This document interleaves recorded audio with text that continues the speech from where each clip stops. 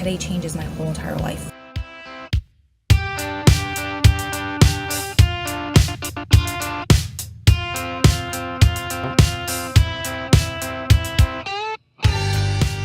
Welcome to Gritability, a podcast about the power of perseverance, overcoming seemingly insurmountable odds to attain the life of your dreams. I'm your podcast host, Adam Clausen, and with me in the studio is the beautiful, ever-radiant birthday girl, Ro Clausen. Yay! I am so excited to be here on my birthday, which is kind of crazy. And as the intro was playing, and it's like, significant pieces of our life, I'm like, oh, it's like the perfect time to reflect on your life. Beautiful. Yeah. Well, we have a lot to celebrate today. As you can see, we're celebrating. We're here in the studio. Yes, we're going to be talking about Ro's birthday. Opportunity for those who are live with us today to ask some questions. So, where do you want to kick it off today? It's your birthday. You're driving. I don't know. I want to kick it back to you. I just want to sit in the hot seat and answer the questions. Okay. Well, how about this? Because, earlier we were talking about birthday celebrations, and we were talking in regards to like how we celebrate these days, right? Everything we do is, revolves around health, wellness. So our celebrations, I'm going to say, are maybe a little bit outside the norm.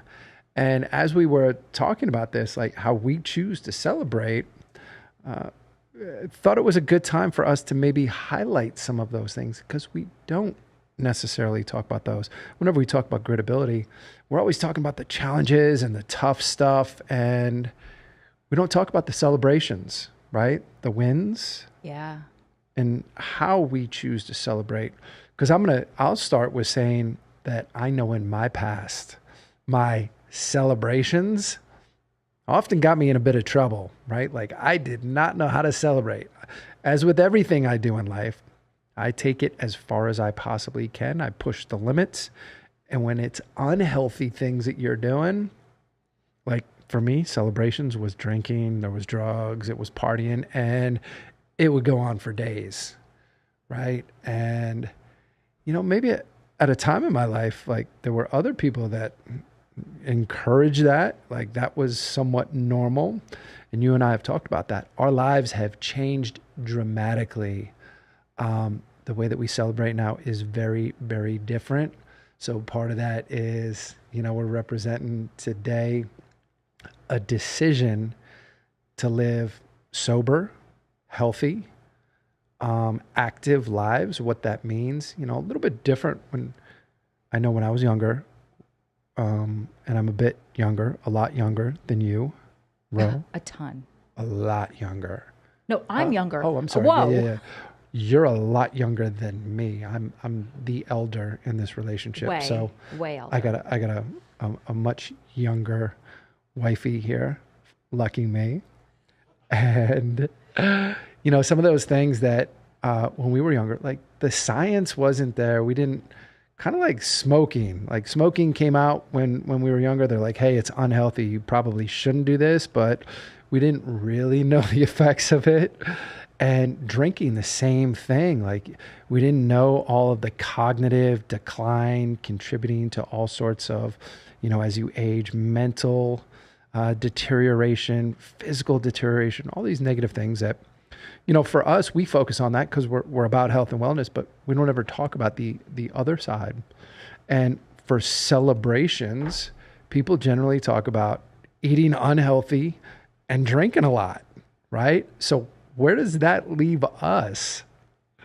Yeah, I mean, when I think about celebrations in the past, it's twofold for me, right? So if I was celebrating something like a win, like when I used to compete in fitness and I won the jerseys, I never allowed myself to celebrate that, which I think is equally as unhealthy. Well, maybe not equally, but that's unhealthy as well, right? I remember literally coming off the stage of the jerseys when I won, and people were like, oh my God, congratulations. And I'm like, shh, I have a lot of stuff I have to focus on. They told me I have to get better at this, and I have to get my delts bigger and my legs leaner, whatever it was, right? So there's that. And then also celebrations like holidays and birthdays I'm Italian. We celebrate everything, like waking up in the morning with food. So there's always that.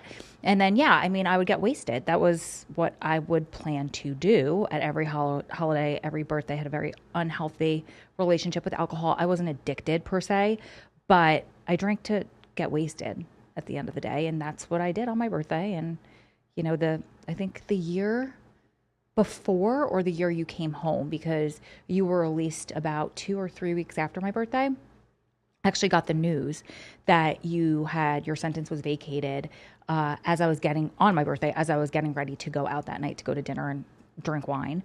But I think I went out 6 different times with 6 different groups of people for my birthday that year.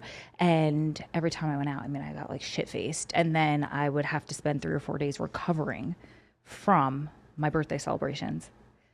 So yeah, we do choose to celebrate very differently. And even tonight when we were getting ready to come here, you're like, I don't know what, we usually like dress nicer, and you're like, I don't know what to do. I don't know. And I was like, go just like this, because I think that speaks to what we're doing tonight to celebrate. Like, I would rather be nowhere else than at home, either ordering in, celebrating with you and CJ. And I think that's going to be amazing. Like we thought about maybe going out, but Friday night in Vegas, it's kind of hard to get a reservation. So I will be equally as comfortable just laying on the couch and hanging out with you.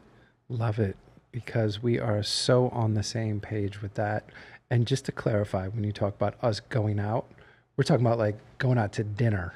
Oh yeah. Right? Oh yeah. Like everybody assumes you guys are in Vegas. Like that's the clubs and even the daytime pool parties, like 24 hours a day. There are parties going on around here, and people just drinking to complete excess to where they're a mess. And I mean, I was the girl dancing on the tabletops. I lived my life and I had fun. And I mean, in my 20s, in my mid to late 30s, maybe I should have slowed down a little bit, but I don't knock that. Like, I'm glad I did that when I did, but to me, like, that's just not fun anymore. Well put. Well, I would say, for me, looking back, I made the decision while I was in prison. And for anybody that's followed along with when we talk about prison, pretty much you can have or do almost anything in prison, right? There's plenty of drugs, there's plenty of alcohol, all of those things exist.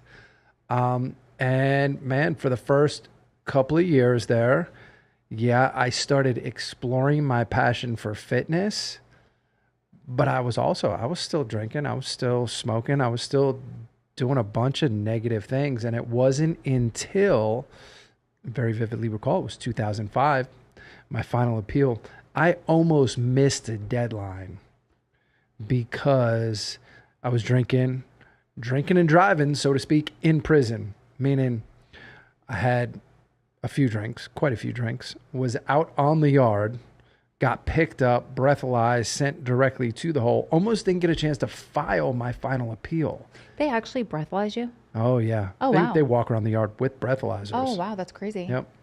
So when that happened, it was like, damn, like how many times is this going to happen where like, isn't this a sign? Like you keep putting yourself in this situation. And I've had numerous driving while intoxicated charges throughout my youth where I lost my license. Like for me, it doesn't work. I don't do anything in moderation. So that was my first sign. I was like, you know what? I'm going to take an extreme stance here and just quit altogether. I quit everything. I quit smoking. I quit drinking. I quit drugs, all of it, 2005. Do I remember the exact date? No, not even important. I know for some people that sobriety date is. For me, it's not. I just made a decision and stood by it. And I'm grateful that as the years passed, it became easier in the sense of I became more comfortable with saying, this is who I am. And it's not like loudly proclaiming like, hey, I'm sober and this is what I am. It's me just saying like when we're out, like, hey, I don't drink. And I'm cool with that. Like, that's my response. I try not to make other people feel uncomfortable. And I've learned I just choose to order different drinks. Let me get a club soda and lime. So it almost looks like I have something of a drink. And this is what I choose. And shout out to Joe Rogan's Alpha Brain. I choose the healthy, right? Like, this is what I want. Focused on memory and focus. Like, I want the things that are going to make me feel good. I don't ever want to feel hungover and feel like, oh, I did that again. So in choosing to live that way, I've very clearly drawn a line, and I let the people around me know this is my choice. Now, where I do have an issue is, you remember when we first got out here and we went out to dinner? Yes, I know what you're going to talk about. We went out to dinner with basically the people responsible for us being out here. And as we're sitting there, first thing they do, waiter comes up and says, can I get you all anything to drink? And this guy orders a drink and looks at me and is like, what do you want to drink? Well, explain the background. Like, he's supposed to be to be a lot of things. And sobriety is at the top of that list for how he promotes himself. So I'm like, wait, what? I was like, okay, so you're a little bit different when you're out and there aren't other people around. And he was looking at me like, how are you going to respond? Do you want a drink?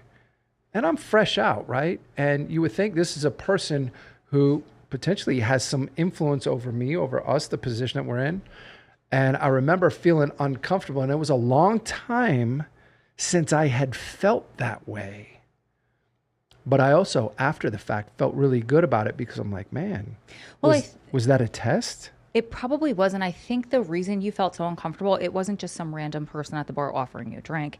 It was somebody you held in very high regard. And then you probably felt almost like, am I obligated to, not that you were, but that's a hard situation to be in when it's somebody that, you hold in a high regard and you're out here because of him and you're working for him. And it was just an awkward situation. I vividly remember the first time you told me you didn't want to drink anymore, and it was while you were still in prison. And we used to talk about like, oh, I can't wait to get out. You fantasize about things and, nights when it's cold in the fireplace and takeout and a bottle of wine, right? Because wine was my thing. And then you told me you didn't want to drink anymore. And I remember being like, I don't know if I could do that. Like, I don't know if I want to do that, right? And I really had to think about it. And I'm like, well, I've given up alcohol for years, months at a time before when I was competing in fitness. And it was more a situation like you were saying, like that's when I was still young. I was in my mid-20s when I started competing. So I would go out to the bars. I just wouldn't drink. And I remember this time specifically, I'm at the Jersey Shore at Bar A.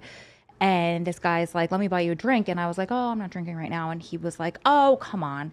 And I was like, no, I compete in fitness. I'm on a diet. I can't. He was like, oh, it's just once, right? And then I literally tried every excuse because I'm feeling bad now, right? To not like, oh, this and that. And then finally I was like, oh, I'm in AA. Literally, that's what I said. And he's like, oh, but it's just one shot. And I thought to myself, oh my God. And still to this day, I'm that girl that I find it very awkward I guess because drinking was such a part of my life, my family. Like I grew up with wine on the table. My dad drinks wine every night. My dad makes homemade wine. So I find myself, it's still awkward and uncomfortable. And I don't think been in a situation since we've been out here most of the time, I was either pregnant or breastfeeding. So that was just my go-to, right? But now that I'm not pregnant or breastfeeding, I shouldn't care. But for some reason, I feel like I don't want to make the person offering or drinking uncomfortable. I know that's stupid and crazy. And it's not going to cause me to have a drink because we decided together that that's something that we don't want to do because we live a healthy life. And it's something that, it's unhealthy, first of all, and it opens doors to other unhealthy things to creep back in. Because don't tell me I wasn't at the diner eating cheese fries and gravy disco fries to all my Jersey people after a long night out drinking. So it's just, we choose not to do that. And I shouldn't have to explain that to somebody, but I always feel a weird guilt. Isn't that strange? Or maybe not? No, part of that's your personality. You very much, it's in everything you do, you want other people to feel comfortable. It's in the way that you prepare. Like if someone's coming over, there's a spread. We just talked about this on a podcast right? not long ago. Yes. Right? So you find other ways to make people feel comfortable, to make people feel at ease.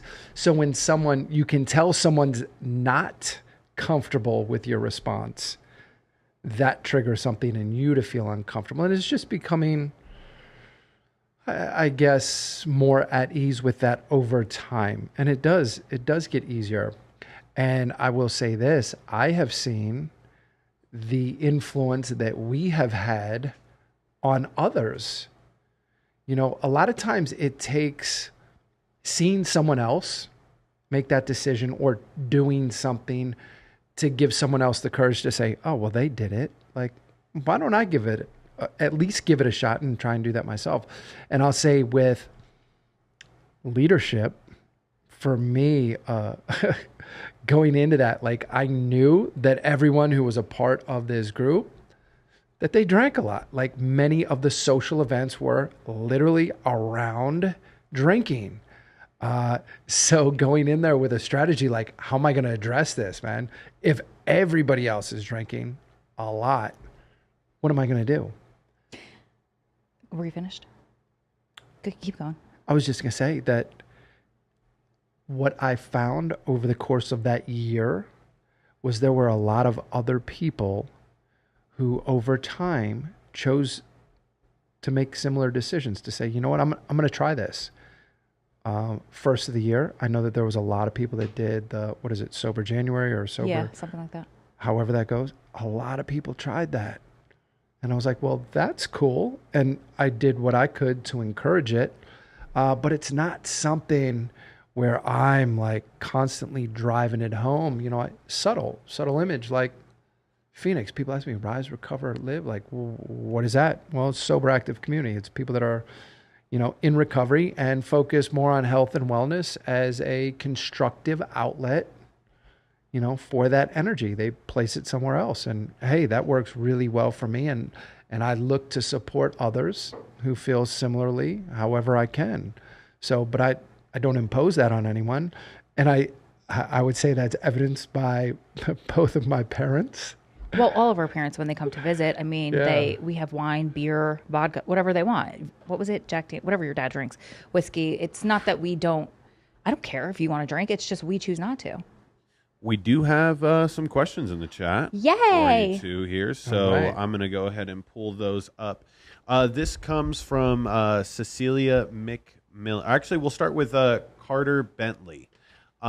She had a two-parter question here. How do you handle the judgment and pressure from friends, families, coworkers while Adam was incarcerated?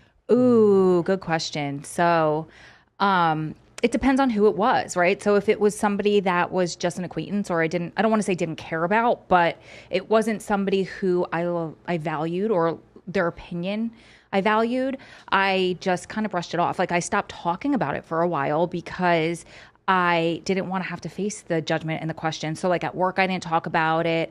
At the gym, I didn't talk about it. And I'm not saying this is what you should do because it caused a little bit of like anxiety and stress in my life, but I would have different stories for different people. Some people thought I was single. Some people thought I had a boyfriend that lived away. Some people knew, right? So And some thought you were just not into men. some did. Some really did. What did that happen? Somebody was asking me. I think it was my aunt. I was gonna my say- aunt, she goes like this. She's old school Italian, okay? So let me just preface it like that. She's like, oh, I'm sorry. It was my uncle, and my aunt stood up for me, but my uncle goes, so you're looking for the right kind? I was like, wait, do you think anyway.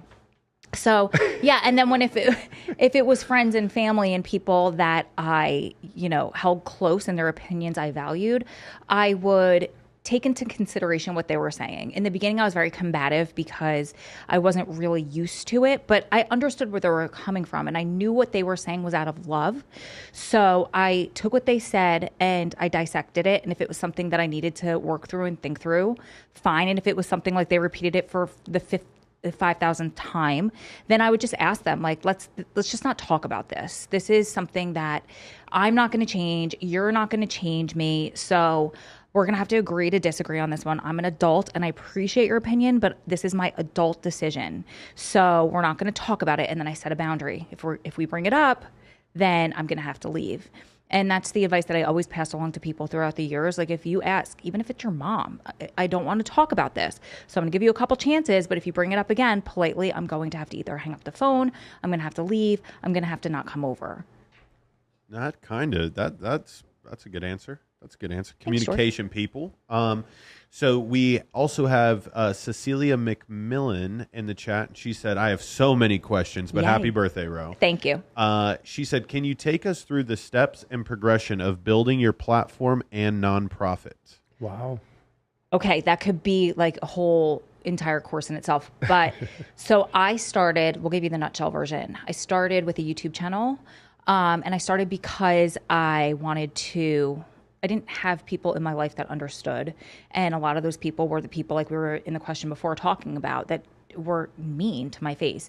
So I wanted to do it to help people, and I wanted to make something constructive out of Adam's life sentence. If he was never going to come home and the system was built to break us up and to tear me down, I wanted to kind of prove them wrong. It was a coping thing for me.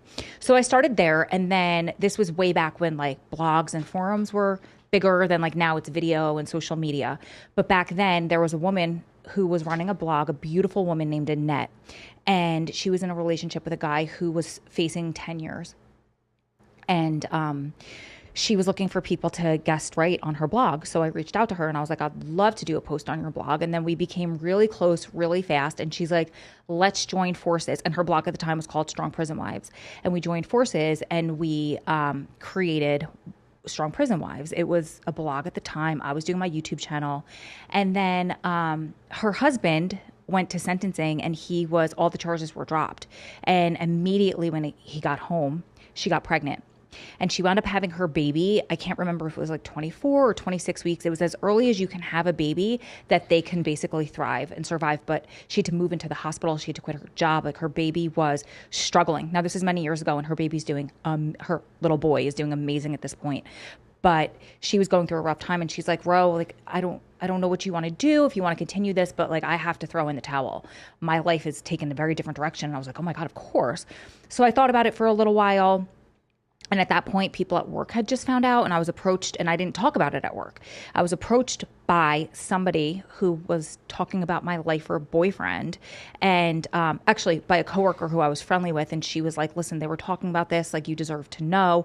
And I was like, oh my God. And I pulled this guy out into the hallway, and I was like, we got to stop talking about this. HR can't find out about this. It needs to die here. Like, there's no reason you're gossiping about me behind my back. This has nothing to do with our job. Stop. They were just gossiping, being, little bitches, but they were guys. Anyway, so I pulled down my YouTube channel in that moment. And then a couple weeks later, I was like, I can't do this. This is bigger than me, right? And if work, the reason I didn't want to talk about it at work, by the way, is because throughout doing Strong Prison Wives with Annette at that point, we had heard of some people who got fired for other things when people found out about their relationship.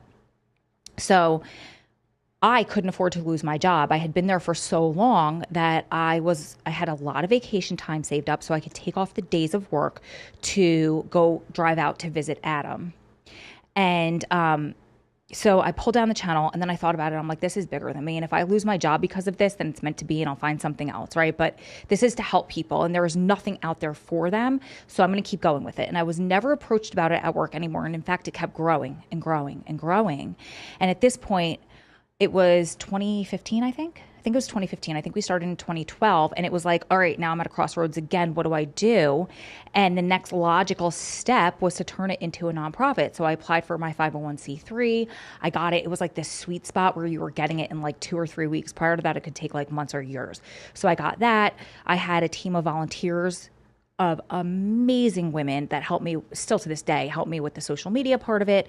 They help me with the business part of it. They're basically running it at this point just because, like Annette, now it's my turn. Adam came home, and we have a baby. We have a toddler. So that takes up a lot of my time, as well as my day job and all that stuff. But in a nutshell, that was the trajectory, and that's what I did. But if you're looking to start a nonprofit, if that's why you're asking, then my advice always to people that ask me that is, number one, look for other nonprofits out there that are doing the exact same thing, because you might want to join them instead of reinventing the wheel, because it's really difficult to raise the funds and to get all of the grants and all of that stuff.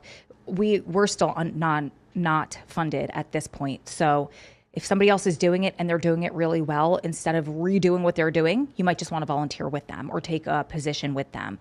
And if not, do a bunch of research, find out where your heart really lies. Like for me, a lot of the stuff I did when Adam was inside was for 924 C, which is the law that he was sentenced under. So, like, where do you want to drive your point home? Who do you want to help? Who's your heart telling you that you need to help? And then do a ton of research, find out what else is out there, and then just do the research on the nonprofit stuff and figure it out. Wow. That was amazing That was advice. like a and quick crash course. I was going to say that was, not in a nutshell. That was a full crash course right there. Yeah. And one more thing that I want to add in there, because you did not mention the number of skills that you had to develop along the way. Yeah. Like, it wasn't just research. There was a lot of education there. Yeah. You also became a certified coach at the same time, so that you were better equipped to actually serve that community.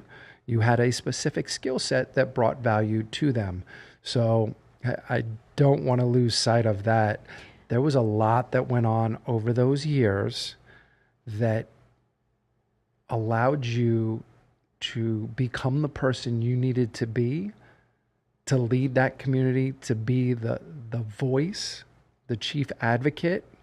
And again, it speaks to you focused in on passion. Find what you're really passionate about. The reason I guess you were able to do that, to rise to that level, was because, you were committed. You invested so much time and energy into it. Yeah, you took the words out of my mouth as passion, because there were things that I didn't want to learn, or I didn't know that I needed to learn, right? And I'm a huge fan of Marie Forleo. And actually, when I was building Strong Prison Lives, I took her B School course, and I learned so much from her. And one of her catchphrases, if not like her ultimate phrase, I think it's the title of her book, is everything is figure outable. And that's the God's honest truth. If you have the passion and the heart behind it, then you could figure anything out or find somebody who has the answers. And that's what I did. Like, I knew that I needed to learn this, and I had calls with people about how to set up a nonprofit. And so many people that have the knowledge, they want to share the knowledge. You just have to tap into them, and you have to find it. You have to find the people who want to share, especially in the nonprofit space. Okay. He's laughing because nonprofit, if everybody's going after the same money, a lot of times it's a lot of sharks in the water, and that's just because the funds are limited. But if it's somebody it's not the same mission as you, and it's not in the same exact space as you, people do want to help. They want to collaborate. That's why I said earlier, if you can research and find a nonprofit that's already doing what you want to do, I would team up with them versus recreating it, because like I said, sharks in the water, and people, there's plenty of money, but they're all after the same grants and the same funding. So they get a little bit catty, we'll say. And I will say, on a local level, we've experienced that. On a much bigger picture, the relationships that we've developed with a number of people. I had a call today, and I'm going to give a shout out to Glenn Martin. Listen, Glenn was the founder of Just Leadership USA. He's just an incredible, amazing individual, wealth of knowledge, experience, has always been extremely generous with his time, with his knowledge, given so freely. And the guy gets paid. He is he should. He is a high level coach, should be compensated very well. But anything that I have needed, within reason, like support, just coming to him when we have been going through our own challenges. Like Glenn's been there. So there are good people. And when you find those people, what can you bring of value to them? I think that's been a rule of ours. I learned that from you. And I think that we do that very well. Not to ask, hey, what can this person or this organization give me? If you always come into a relationship with an individual or with a team saying, what do I have to contribute? What can I give? If you come into it from that perspective, I promise you that there will be plenty for you to gain, because by giving, you put yourself in those positions where, just by proxy, you're around good people, other people of service, other people who want to share their knowledge. And when they see that you are equally as giving, like, good things happen. Good things happen to good people. So yeah. All right. I think we exhausted this one. What you got, George? We did. All righty. So the next one we got, we are going to stay with Cecilia McMillan because she's got great questions today. She's been around for a while. She said, manifesting can be complex. Can you explain how you were able to detach from the outcome? Ooh. As you know, it also took action. Where did you find the inspiration for how you took action? That is such a good question. That's a great question. First of all, it is so hard to detach from the outcome that a lot of times we beat ourselves up for focusing on that. And you have to let that go, because the only thing that's worse than doing that is shaming yourself for doing it. So you're only human. You want the outcome, and focusing on it, it's normal, right? It's natural. And it's not that you shouldn't focus on the outcome, because that's what you have to do, is focus on exactly what you want and get crystal clear on what you want and your why behind it, right? I don't want to just lose 10 pounds. I want to be able to get up and down on the floor and play with my baby. I want to live to see him get married. Yes, I want to lose 10 pounds, but it's more the health behind it, that type of a thing, right? So you have to get crystal clear on that. More than not focusing on the outcome, you don't want to focus on how you're going to get there, right? And the analogy I always use is when you're in traffic, right? And you set your GPS and it reroutes you. There's like 5 different ways you can get to the same destination. One might take you a little bit longer. One might take you around this road. One might take you on the highway. One might take you on the back road. But regardless, you're going to get there, right? So it's not focusing on the outcome. It's detaching on from which route your GPS is taking you, if that metaphor makes sense. Is that easy? No, not at all. Because when we get crystal clear focused on something, we also tend to focus on, this is the only way I could do this. I know it's the only way. So the way that I detached from that was, if something didn't happen, then, it took a lot of trial and tribulations and ups and downs. So for example, clemency, we're like, well, that's the only way it's going to happen. There's no other way. There's no appeals left. So that's the only logical thing that can happen for Adam. It didn't happen. I was like, well, okay, that didn't happen. He's not going to come home. I gave myself time. This is important too. I gave myself time to grieve that, because I thought he was coming home. I basically had my bags packed. I gave myself a few weeks. It took a few weeks to recover from that. And then I was like, all right, now what? What do we have open to us? Let's keep our eyes open. At that point, we had nothing. Okay, I'm still going to focus on what I want. I have no idea how, but I'm going to keep my options open, and things started coming in. And you just have to keep your options open, your eyes open, and respond to everything, every possible scenario. Reach out to people. That's how I met the attorney, Sean, that he's here in Las Vegas today. Adam's going to a fight with him tomorrow.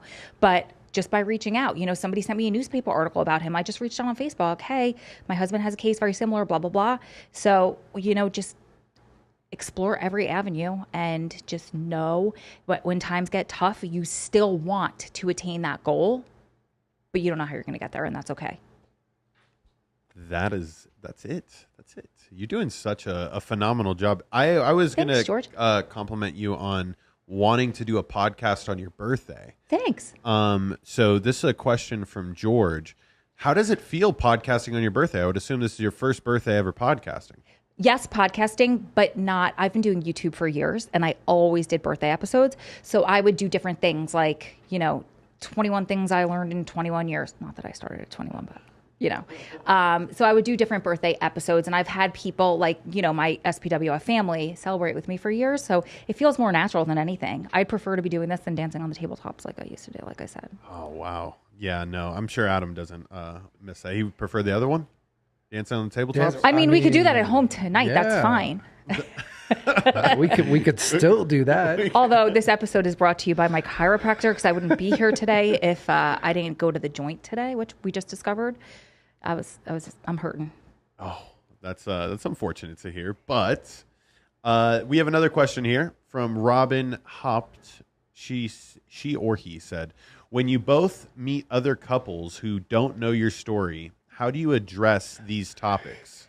Ooh, good question. I want you to weigh in too, but typically we don't. Well, no, typically I let Adam lead, because it's more like his history and I think personally, not that it's not my story as well, but you're the one with the criminal past. You're the one with the history. So I'll follow your lead. And then if something comes up, if it's something that I don't know, I might be like, do you know his past? Do you know our story? And if it's most of the time it's like, somewhat, a little bit, and then we'll go into it. But we never lead with that, and we kind of read the room. Like if it's inappropriate, then we just don't bring it up. And if it's appropriate, then we do. What do you think? I guess I agree with that. Like we have such a natural rhythm. Yeah. Especially at this point because we've told our story like just personally via media, via so many different outlets. It really is like kind of reading the room. It depends on where we are. Not that we hide it. We don't hide it. It's just that we might not lead with it. Yeah, that's what I was going to say. Like we are so open with it. There's no place that I have ever felt like we better not say anything about it. You know, like our babysitter that's with CJ today watches the podcast. Like, love her. Our neighbors, like. Oh, that's a funny story. Wait, can I tell that story? Which one? The neighbor. Our whole neighborhood. Like, it's always a question of like. Do they know? Do they know who we are? Like, do they know our past? We're pretty sure they know. Have they seen our podcast? But the neighbors downstairs. Okay, we had a family just move in downstairs from us. And they were so sweet. And they came upstairs. They rang our doorbell like 2 days before they moved in. You know, we're moving downstairs. Nice to meet you, blah, blah, blah. Adam gave them his business card. So we didn't tell them our story or anything. It was like a 5-second meeting. Couple weeks later, you ran into the wife. And how did she act towards you? There was just something in the way she like interacted where I'm like, I just knew, because we've dealt with so many people at this point who, when they see the story, their attitude changes a little. And I don't think anyone has ever been like, oh God, we shouldn't talk to them. I think it's always... I mean, maybe we shouldn't see it. Yeah, maybe they might have turned and ran and therefore we don't know. But I would say most people who find out our backstory and we've put so much out, I think that they tune in and they start to see us and they probably feel like they kind of already know us Sure. because we're so open with it, so that when we actually see them in real life, they're like more friendly. And I'm like, what changed here? That's how she was towards you, right? Yes. But the dad was like the opposite. Like he's very standoffish and awkward towards us. And I'm like, of course, like they moved into this neighborhood, right? First of all, we have a 2-year-old, so he's loud AF upstairs. The wife is enamored by our story, and he's like, where the hell am I? This is what I have to deal with? The lifer that lives upstairs? Like, not cool. I'm putting words in his mouth. I'm kidding. But yeah, so we don't really lead with it, but we don't hide it either. Yeah. That's the answer. I got another one here. The Gritability chat is popping. I'm trying to do a good job of popping between both, but Okay. I appreciate the support, people, that we're giving this channel I'm right loving now. this, yes. So, this is from Carter Bentley. I'm 22 and been with my fiance for 5.5 years. Any marriage advice? Oh my God. This is a good question too. Yesterday, Adam spoke to somebody who's going through premarital classes. They're getting married in September? October. And they had to define couples in their relationship that they admire. And then they have to like kind of interview them and get advice from them. And we were one of the couples and I was so honored. But my biggest piece of advice, the thing that keeps us so strong, we were just saying this the other day too, is we communicate through everything. And like, you got to get real vulnerable with your partner. At least I feel like I trust you enough that I don't hide anything from you. I don't feel the need to hide anything from you. And we talk through everything. We were saying the other day, like, we don't ever fight. Remember, you're like, thank God we don't fight. We were going to argue. Oh, you were joking. No, I was being dead serious. But it came out of a joke. Because remember, I was like, let's order sushi. And you're like, I'm not going to argue with you. And then you're like, you like stopped and thought about it. You're like, wow, thank God we don't really ever argue. Because we had gone through something really stressful that day. Remember? A business partner that. Oh, yeah. Yep. Yeah, it had been a rough day. And we don't ever take those emotions out. Or let me correct that. If we do, like, we're very much in tune with how the other is. Like, if we're not feeling well, if we haven't eaten, if we're angry Short about on sleep. a certain situation. Hormonal. Whatever that is, naturally, right? The difference is we don't get defensive with each other. We don't take it personally, like nothing you do, I don't ever see as an attack on me. I don't ever feel like I'm attacked.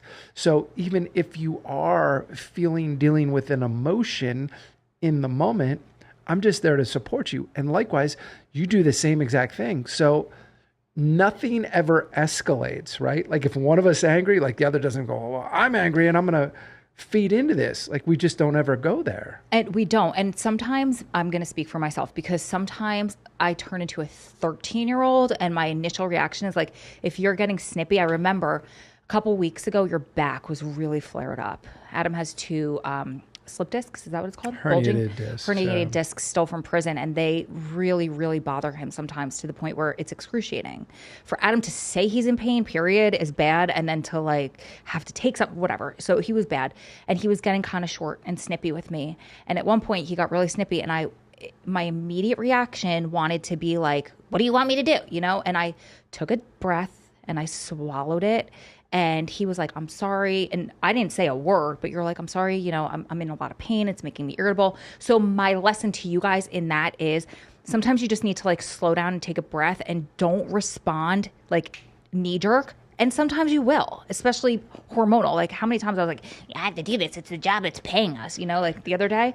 And if it happens, it happens. But then I don't respond. Exactly. Right? Exactly. We're very good about not negatively escalating, feeding off of each other. And I want to add this because so often you hear, well, like fighting's normal, fighting's healthy. That's a cop-out. That's from people who just like to argue or like to fight, right? Like you don't have to fight to be healthy. We are perfectly, I promise you this, we have a healthy relationship.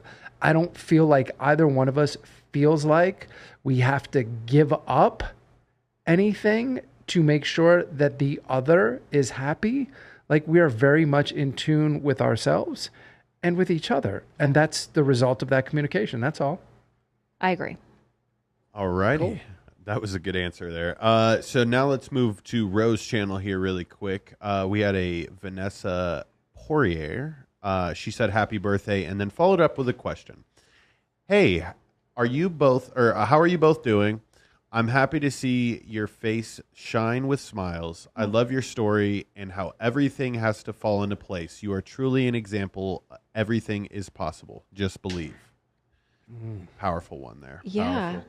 Powerful. And then from Robin here, she said, are you both living in Las Vegas? Can you see yourself living somewhere else? So first of all, thank you for the birthday wishes and the sweet words. That was really, really kind. Yes, we are both living in Las Vegas. Imagine if I was like, all right, I'll live in Jersey, you live in Vegas, we'll figure it out. Yeah, we're living in Vegas. What was the second part? Can you see yourself living anywhere else? Sure. We have both decided and we're both on the same page. We do not want to live anywhere where it gets very cold. We've done enough of that for many years. But we were talking about maybe a house in Florida one day, maybe Arizona one day.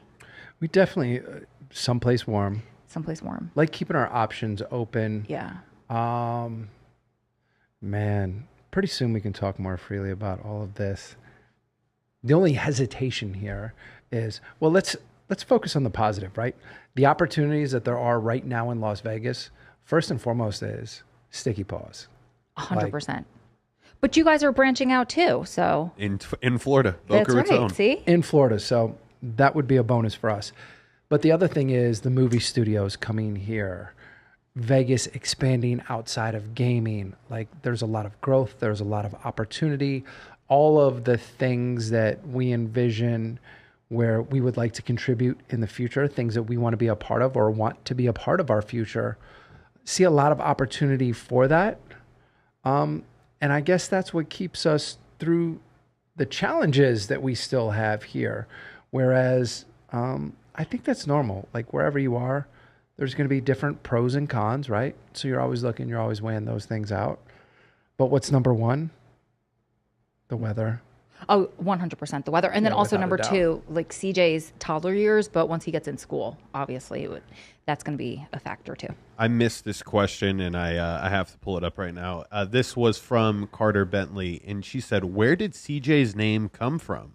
That's so funny that people thought, because when I was pregnant, I was doing a lot of videos, I would always say his initials were CJ, and people thought we were naming him after criminal justice, which is amazing. So when I was first pregnant, Adam and I were both convinced I was having a girl for no reason other than we just thought we were. And we thought Adam would be the best girl dad. Like, we were just convinced, right? So we had some girl names we were talking about, and my sister called me up and she was like, oh my God, I named your baby last night. So I was like, okay, what'd you name? And she listed off like 47 girls' names. And I was like, it was weird because they say mothers have intuition. And I just remember like initially being like, but what if it's a boy? And she's like, now her name's Christina, by the way. She was like, what about, and she said a couple boys' names. And then she said, what about Christian? And I was like, ooh, Christian Clausen sounds amazing. She goes, if you think of a J name, then it could be CJ. And we both just like initially, I remember exactly where we were too. We were on a walk going up Reverence towards Reverence Park. We both looked at each other. We're like, that's cool. So then we just took a couple days. We're like, all right, we'll figure out a middle name. We went with John, and that's CJ. There it is. There it is, people. So now we have, still from the Gritability channel, this question from Lisa Michelle. She said, Lisa. Where would you like to see your nonprofit in the next 5 years? Where would you like to see your life in the next 5 years? Ooh, good question. So I would love for Strong Prison Wives and Families to be funded in the next 5 years. And where we'd like to see our life, definitely 100% we're on the same page. We want to have a house with a yard and a pool for CJ, a space for him to play outside. I think we want to be financially a lot more secure than we feel right now. Definitely. Maybe. Oh my God, I can't believe I'm saying these words. Have a sibling for CJ. I don't know. What do you say? Much of the same. I mean, we've mapped out our vision a number of times, and it's interesting because someone asked a little while ago about vision, clarity, and right behind you is that vision board, right? And it's in here for a reason. I mean, it's everything on that board has pretty much come to fruition. And we've been playing around with creating another one, but we have not yet done it, which we need to do. Although we have certain practices, there are things that we are very much focused on. The top of the list is that home. Like, that is central to us. And I think that really speaks to our values and where we are right now in life. Like, what is most important, right? What's at the top of that list? And it's our family and those people that we really want to have in our lives, and to have a place, a space that is ours where they can come in and be a part of that, where it's, it's our energy, it's our space, and a home that's built around the kitchen. The kitchen, so I could feed everyone. Yes. Yes, and the pool, and for CJ having space, like we talk about, wanting to have a yard. And Las Vegas is not the only place. A lot of towns, if you grew up in an urban area, right, like you're not used to having a yard. You take it out in the street, or you go to the park or wherever. And Vegas, very similarly, much of the development is very close. They're small lots, so they don't really have those yards. And there's a lot of walls. That's one of the strange things here, right? There's walls. And for me, I am not willing to compromise on that, because those walls for me are very much a reminder of prison. Yes, sometimes we'll see properties and you're like, that's a prison yard. That's not a backyard, that's a prison yard. And for those people, those families that live there, it might be like their dream home. Sure. And that's nothing to them. It's just, I can't live in a house that has a wall like that in the yard. It's not going to work for me. It's also the same reason you don't like very, very modern houses that look a little industrial, because it's similar. Sterile. Yeah. Yep. Yeah. So we had the next question here from Judo. Judo says, Ro, how do you adjust to having a partner after being a strong, independent woman for so long? That's such a good question because it was a little more difficult than I thought. And not only was I adjusting to having a partner, I also 6 weeks after he came home became pregnant and then had to adjust my whole life again and had to find a new identity as a mother. So I think as prison wives, I know as prison wives we do this because I talked about it for years. I think we find some sort of comfort in our independence, right? And that becomes our identity. And you're strong and I could do this by myself. And sometimes you feel like maybe you don't want somebody there, right? And then when you have to readjust, it's hard. And I remember having this conversation with my girlfriend Annette when she went to go pick up her husband, the girl I was saying that I started Strong Prison Wives with, and she called me on like a freak out, and she was the first of a few. She's like, oh my God, I don't know what to do. Like, I'm going to pick him up. And I was like, listen, take a deep breath. This is everything you've dreamt of and for all of these years while you were being so independent and you were building that crusty exterior.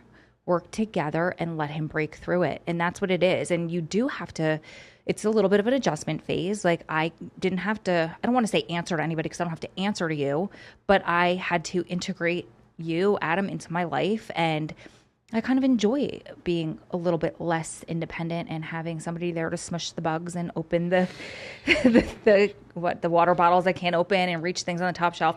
I'm just kidding, but it's just. No, you're not. No, I'm not kidding, but I'm kidding. Like that's part of my independence that I lost. But it's just with anything else in life. Like I said, like I had to. That was a different identity. Becoming a mother was a different identity. So they're just different chapters in your life that you're living in at that moment. And that's just what you have to think of. And it's, again, it boils down to communication, right? And if you're feeling trapped or you're feeling like I lost my independence, just have that conversation. I mean, I had this conversation with somebody shortly after he got out of prison, and his family used to tell him when he was getting a little bit too wound up, they'd be like, all right, go retreat to your cell, meaning go into your bedroom for a little while, like take your introvert time, just have a few moments, do what you got to do, and then come out and reintegrate into our family, into, society. But I'm not saying you have to do that. But what I'm saying is just say like, I need to go get a pedicure. I need to go do this. I need to do whatever I have to do. And it's not that you're giving up your independence whatsoever. It could be two independent people integrating their lives. And let me add one more thing, because I think what was really helpful for us is that we went to a new home, a place that neither one of us had lived in, and had to like feel that space out. Whereas I know a lot of people feel it's like territorial, like this is my space, these are my routines. And that has got to be, for a lot of women like me, trying to envision that, empathize, that's got to be incredibly difficult. Like you've gotten so comfortable in your space and now someone's coming in to do their things, and like finding just kind of how to reestablish that. Well, and another, something that I used to tell people was, if he is moving into your space, then prior to him coming home, start making space in the closet. Like, where would you want his stuff to be? What drawers do you want to clean out for him? So this way you don't feel like someone's coming in and just like turning your whole life upside down. You have already kind of started to prepare for this. And I have to, if I don't add this part, I'm not being authentic, right?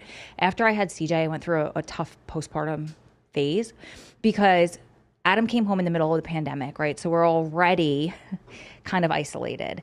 And then I started working from home, so I wasn't leaving. I had a brand new baby, so I wasn't leaving. We're still in the middle of a pandemic, so I'm not going out in this new city to meet people. And I felt very isolated and very lonely. And I kept a lot of that in my head because I felt like at points I had to be like the perfect wife or things would crumble. And I realized now, looking back in hindsight, that was a lot of my postpartum depression and anxiety that was taking over at that point. But it came to a point where I was pretty much about to snap, and I had to have a few long talks with Adam, and he had to, work through it with me. And we had to figure out how I was going to start developing that, maybe not even as independence, but less loneliness. Yeah, no, well put. So we got another question here. Let me pull up this side of the chat. It is from Cecilia McMillan again. She said, this one's for Adam here. Adam, many lifers feel unworthy of love, not to mention the crippling fear of abandonment. Did you experience this? And if so, how did you come to a place where you could receive love? Before you answer, Cecilia, you're killing it with the questions today. This is amazing. Right? Yeah. Wow. Excellent question. And that's pretty deep, right? As with all aspects of our relationship, it comes back to that communication. And it's not something that I think that I opened up with initially to explain that I felt I had a strong fear of abandonment. Because in a previous relationship, the last time that I was in prison, I had a longtime girlfriend at that time that chose to leave. I got that Dear John letter, and I had built my vision of the future around the two of us, but I had done that just by myself. And when she left, I didn't really know what to do from that point. And that affected me much more deeply than I ever acknowledged at that point in my life. And it wasn't until later, after I'd done a lot of introspective work and gotten to the heart of, what had really driven me to do many of the things that I did when I got out of prison. The need to be accepted, to always want to be around people, it was a need to be loved, right? And I was searching for that, trying to find that or fulfill that need. And it never worked out, right? So here I am in prison, in isolation. Now I start figuring out these things that have been driving me and getting to a place where I am more comfortable and balanced, but I still had that fear. And it wasn't until I openly acknowledged it and I learned how to let go of it myself and to be vulnerable. And I got to admit, in prison, I was very fortunate to have some good supports, right? I had some supports on the outside, obviously you being foremost, but I also had some good men around me who were able to give me the support that I needed when I was willing to open up and be vulnerable, that helped me kind of work through those things, and where I felt strong and confident enough in myself to continue to be vulnerable. I mean, that's the only way that our relationship moved forward. But it's one of those things that, it takes time. And over time, I mean, I used to wake up and go, oh my God, like she drives 6.5 hours to come see me. Like you don't have anything to worry about. This woman's amazing. She is, making all of these sacrifices. And that to me, I was very fortunate. Like there were incredible sacrifices she made. So I stopped questioning those things and I got over that fear eventually. But I'm gonna be honest, it took me some time, some years. Oh my God, I want to respond to that. Okay, I'll respond to that first, then I'll give my thought. But I remember I think you were still in Allenwood, so it was kind of early in our relationship.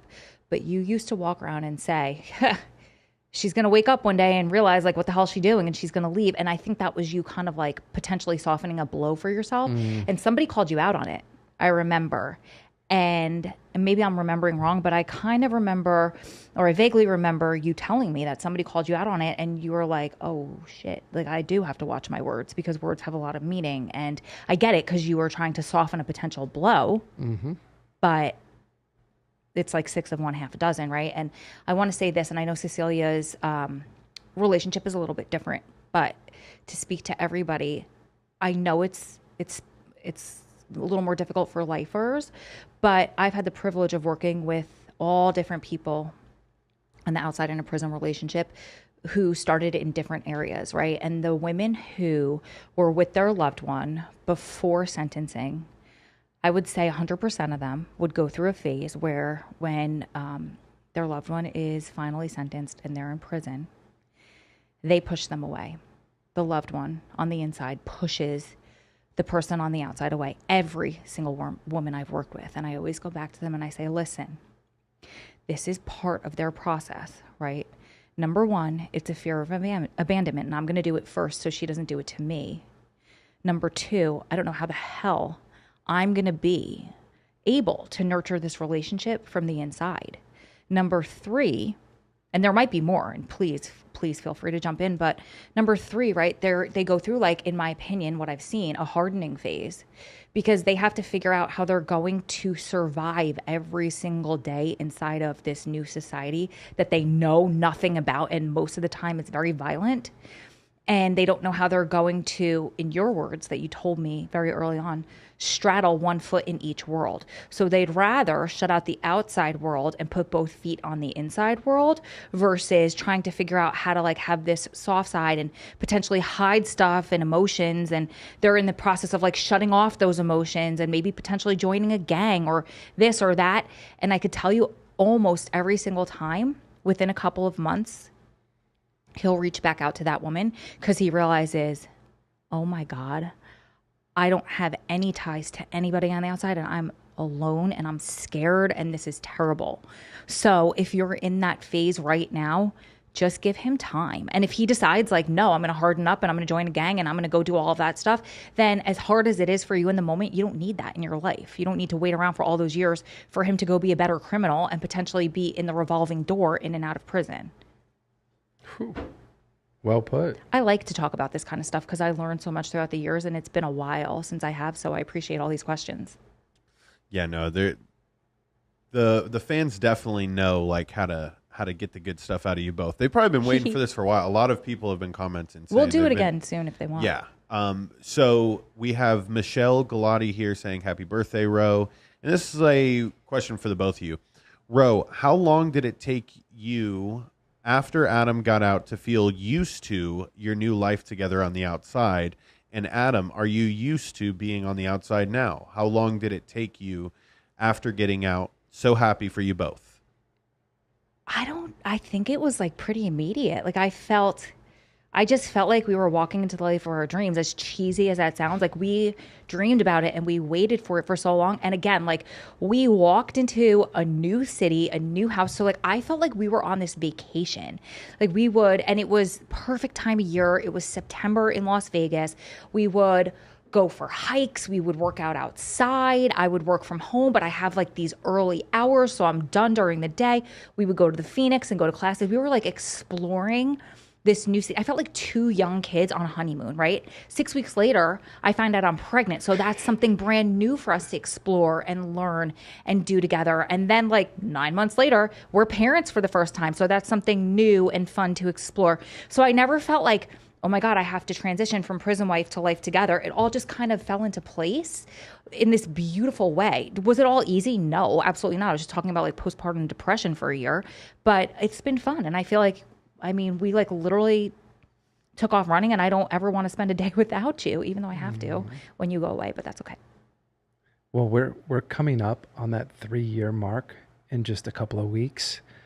And I am acutely aware every morning, like, when I go out, I go for a run, I look around, I see the mountains, I watch the sunrise, and I feel just as grateful today as I did the very first day when I ventured out in the neighborhood and took that first run. Like, so it is still new, it is still fresh. And when I come in the door, like, I am just as equally as excited to see you, and obviously now to see Christian too. Like, none of that has worn off, but I will say that I am also very, very intentional about paying attention to those things. And there are, interesting, we were listening to a podcast about cultivating states, right? And I know that part of my routine is meant to cultivate that state, that I have ingrained it as part of what I do each morning, how I get going, how we end the day with gratitude. Like, those are things that keep it very top of mind for me, so I don't ever lose that sense. And when I was on the phone with an individual who just got out the other day, a guy from Florida, I was talking to him, and he was talking about just the challenges he's having with family, and like, they're not at a good place. And as we were talking, I only had a few minutes to talk to him. The one thing that I suggested that he focus on was to not lose that sense, that feeling of appreciation, of gratitude that he has right now. Like every day, just looking around and seeing things with that same sense of awe and appreciation. If you can hold on to that, like, man, that's how everybody should live every day. For those of us who have been deprived of that for so long, I think we have a greater appreciation. I agree. And I want to add this too, for people that are going through it right now, like it's not all sunshine and roses all the time. And we just said it the other day. I literally said, sometimes I miss that old life because it was easier. It was not happier. It was not nearly as fulfilled. It was easier, meaning it was regimented. I knew, you know, I had basically like every weekday down. I had the weekends down. I had, you know, my visit weekends, and I knew exactly what I was going to do. And I would stay with my friend, and it was very, very routine, very regimented. And sometimes there's an easiness to that, right? And we have just like prison. Yeah, very similar. And I know because you told me about your routine, and I developed my routine, and I would teach people like have a routine this way when he goes into lockdown or lock up or whatever it is, you stick to that routine so you don't get lost in your thoughts and depression and, oh my God, what's going on with him? I haven't heard from him. Did he get stabbed? Did he get this? Did he get that? Just stick to your routine and do it. So having a routine is easy, right? And we've been in this situation now where we've had like business deals fall through and all of these difficult things. I still would never take that former life back, but I can look back and be like, oh, I kind of miss how the simplicity of it, I guess. No, I totally agree and totally get that. I think we are better equipped to deal with those challenges when they come up because of the aspects of our routine that we built into it. Yeah.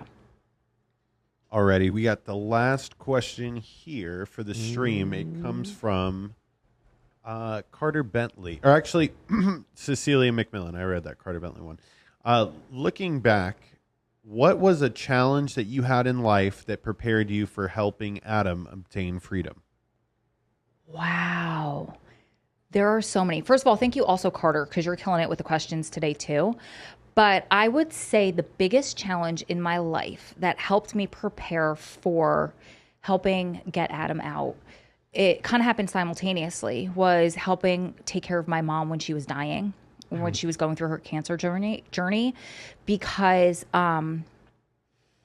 it was one of the most difficult situations in my whole entire life. However, I wouldn't trade it for the world, because my mom and I weren't always the closest. You know, she was very like rule with an ironclad fist, old school Catholic. She was tough on us, when, me and my siblings, when we were growing up.